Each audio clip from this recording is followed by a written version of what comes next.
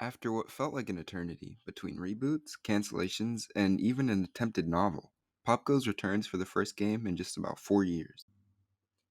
Popgoes Arcade 2020 is a reboot of the original Popgoes Arcade. Like the original game, the 2020 reboot serves as a teaser for the main game, with some references to the main story sprinkled throughout the experience. The game is fairly short, clocking in at around 4 hours, and completing the game 100% doesn't take much longer, but it can get tedious. Before we begin the review, I did want to mention that this review will contain major spoilers for the game. For the most part, the gameplay shown for most of the video will be from early on in the game, but I will be covering topics that you might want to experience for yourself, so if you're at all interested in checking out this game, click the link in the description and play the game for yourself. And with that out of the way, let's begin the review. You begin the game in the garden, which is basically the central hub of the game, and you'll be returning here whenever you complete an objective. After exploring the area, you'll find the inn. These are scattered around the map and allow you to save your game and purchase upgrades later on. Inside the inn, you'll learn that something in the northern forest is causing the nearby animals to act hostile. In order to investigate though, Popgoes must first travel to the east, west, and south forests in order to obtain the 3 keys needed to enter the northern forest. And so, Popgoes begins his journey to save the forest. Sadly though, the game's biggest weakness shines through right at the start of the game. Once you enter the west forest, you're led on a path straight to the end, which passes by the inn and the shop. This is important because in this game, instead of gaining experience from fighting enemies, you get coins, which need to be spent at the shop to increase your stats. Starting the game, you aren't informed of the shop's existence, and you must find it through exploration. On its own, this wouldn't be a problem, but paired with the fact that early on in each area, when you would most likely be looking for the shop, the enemies can easily decimate you, making you return all the way back to your previous save point and making you lose all your coins, which leads to a lot of early game frustration, especially when escaping from battles is an upgrade that you get late into the game, once most enemies are no longer huge threats. Having the escape function early on wouldn't even harm the game's progression, since you still need to fight enemies to get the necessary items and stat boosts to fight the various bosses throughout the game. Although I'm not too fond of how the game plays to a newcomer, replaying the game for footage for this video was actually a lot of fun. Once I knew how the enemies worked and the layout of each area, the game was a lot more fun and I was able to beat each area much quicker than I did the first time around. Once you know what you're doing, almost every problem that I had with the game is much less of an issue. Each area ends with a boss fight.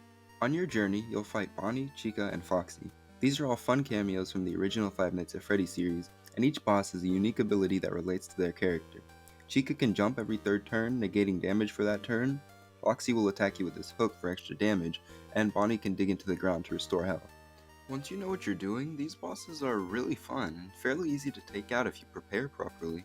While exploring the overworld, healing and temporary stat boost items aren't very useful, but with the extended health bars and attack power the bosses have, these items are basically a necessity.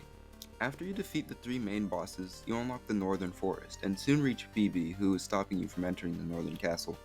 After a very easy boss fight, BB revives the previously defeated bosses, and you must return to the East, West, and South Forests to fight stronger versions of Bonnie, Chica, and Foxy. This time around though, defeating each boss gives you access to their abilities. Jump from Chica, hook from Foxy, and dig from Bonnie. Each ability can be upgraded so that they have the same effect as they do in boss fights, which really opens up the game and makes it fun. Although, again, I really don't think the option to escape battle should have been kept as an upgrade that you get late into the game, but other than that, I love the upgrades in this game. Once you reach the final stretch of the game, its strengths really start to shine. Having the upgrades makes the game go from simple and sometimes frustrating to challenging and fun. Once you reach the castle at the end of the Northern Forest, there are no random encounters, but there are a lot of lore-related secrets hidden around the area. Remember this, we'll get to it later. After you make your way to the end of the castle, you'll reach Dead King Freddy, and after the 1.1.1 update, this fight becomes an actual challenge, and it's the best boss fight in the whole game by far. It's a legitimate challenge, and since we have all the upgrades at our disposal, the fight must be won with skill rather than grinding for upgrades. Once he's defeated, Popgoes returns to the forest's entrance, and after a small cutscene with the other characters, the game is complete. Well, unless you've completed the game 100%.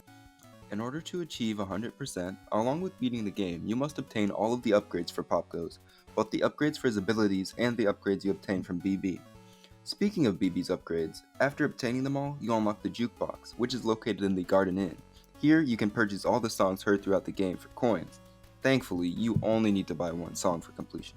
After completing all the requirements for getting 100%, beat the final boss again, and instead of going back to the title screen, you're greeted with a special cutscene involving the new redesign of Popgoes himself. This cutscene is really cool, and it has me really excited for what we're going to see in the actual game. After watching the credits, the game is officially over. Now I know that everybody playing a FNAF fan game expects at least a few secrets, and I'm happy to say that this game definitely delivers. One piece of endgame content that I've neglected to talk about so far is the secret objective of saving Bonnie. For people who haven't played the original Popgoes game, Bonnie Glade was the son of Fritz Glade, the creator of the Popgoes Pizzeria, who, in an accident that I won't go into too much detail on, ends up killed, and her soul goes on to possess Black Rabbit, which is a 3D printed version of the Toy Bonnie animatronic. In order to access this secret objective, you must find a secret exit in the castle, which leads you to a key, which will then allow you to interact with the fountain and begin the objective. After going around the map and collecting the pieces of Black Rabbit, if you make your way over to the well in the southern forest and interact with it, you'll be taken to 3 recreations of the minigames from FNAF 3. And finally, once you reach the end of the Happiest Day recreation, you are once again tasked with fighting Bonnie. Except this time, if you actually do fight him,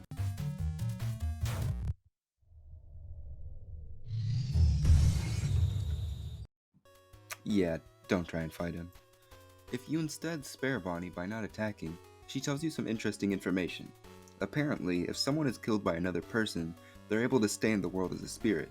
This is elaborated on by books hidden around the castle.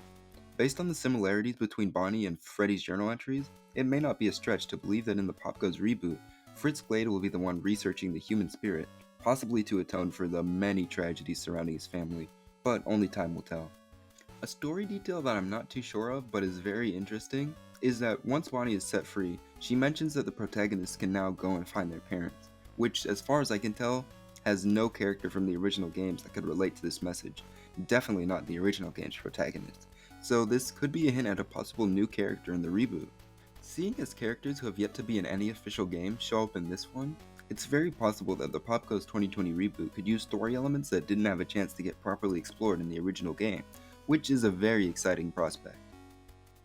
Be sure to let me know if I missed anything about the story, but I think I got most of the important stuff. Overall, Popgoes Arcade 2020 is a game that does a great job of teasing us on what's to come, even if it does have a few flaws. Based on what we've seen from this game and the team working on the reboot, notably Kane Carter, the original creator, and Emil Mako, creator of Five Nights at Candy's, I can only imagine what the reboot has in store for us. Personally, I hope we get to see a more fleshed out story, instead of just mini-games between each night like we see in most FNAF fan games. Something like what Popgoes finale was trying to do. And I also hope we get to see more cutscenes like the ones that play once you 100% complete the game. Either way, I'm excited to see what the future has in store for Popgoes and the gang. I hope you enjoyed the review. Be sure to check the game out for yourself in the description, and I'll see you guys later.